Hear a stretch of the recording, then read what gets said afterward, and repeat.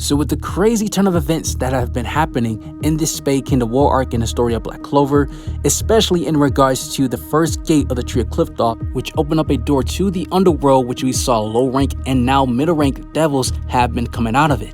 Which is all thanks to Morris by stealing Lord Pachika's 1200 years of wisdom, accelerating the process of the Tree of Qliphoth for the gate of the Underworld to be open. And in that same process, now the Dark Triad can use 100% of their devil powers without restriction, without having their devils out in the actual world and they are still stuck in the Underworld, which made my mind theorize a lot when this happened. If the Dark Triad can now use 100% of their devil powers, what exactly will happen to their bodies once their devils are out? Or perhaps when they force their way out. We know that this plan was constructed by Dante and the Dark Triad to go 100%, but ask yourself, does this plan more so benefits the Dark Triad or their actual devils?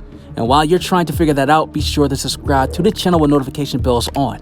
Now, let's get into it. Now, as we already know in chapter 256, Dante explained to Yami the reason why he cannot use 100% of his devil power, and it's only because the Dark Triad are sharing powers through their devils between the Underworld, and since their powers are being exchanged between two realms, the real world and the Underworld, they cannot have full access of their devil powers unless the gate is open. Which is proof that the Dark Triad did not perform a devil binding ritual with their devils. The main reason why is because chapters down the road, Nox showed that Asta needed to perform a devil binding ritual in order for him to use 100% of his anti-magic powers through his devil Liba, but in order for Asta to perform this forbidden ceremony, the ritual requires a connection to your devil, which will allow you to summon your devil temporarily into the real world.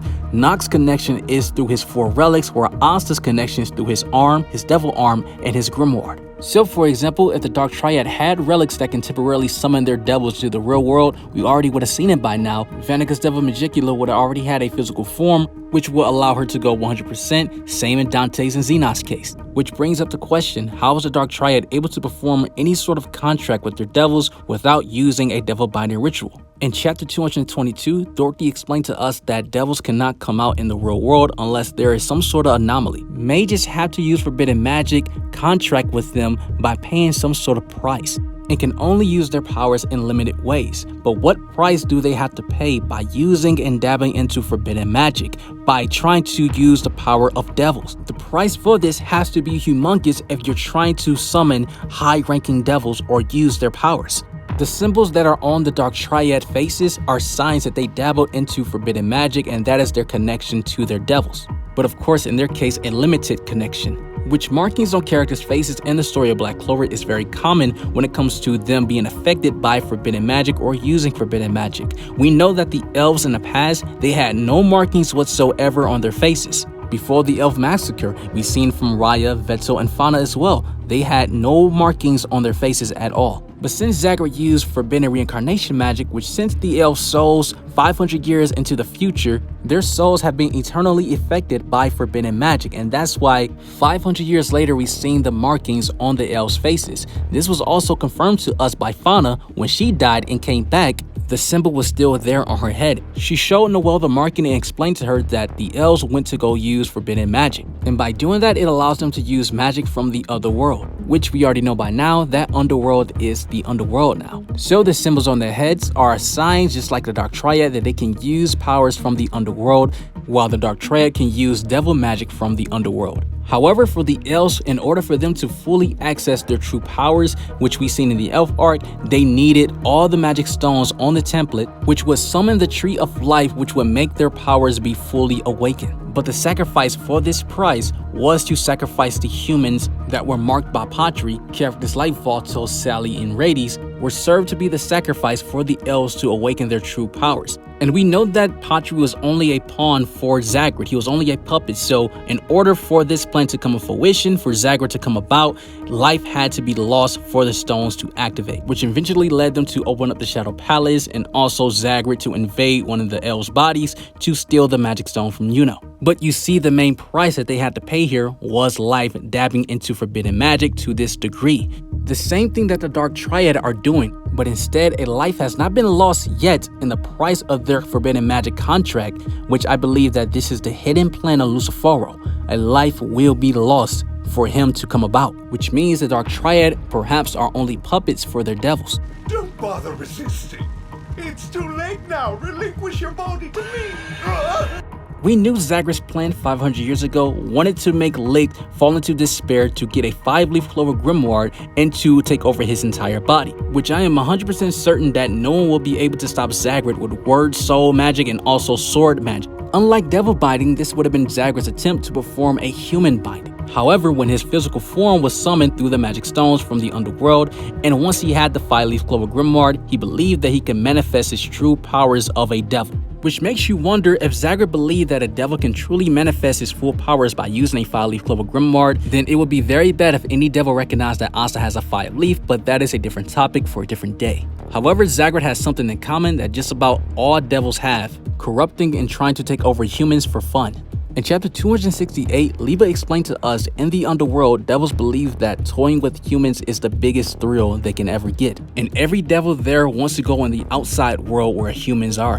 One of the devils in the most recent chapter explained that being in the outside world, tasting this mana is fun, but I imagine that playing with humans will be more entertaining.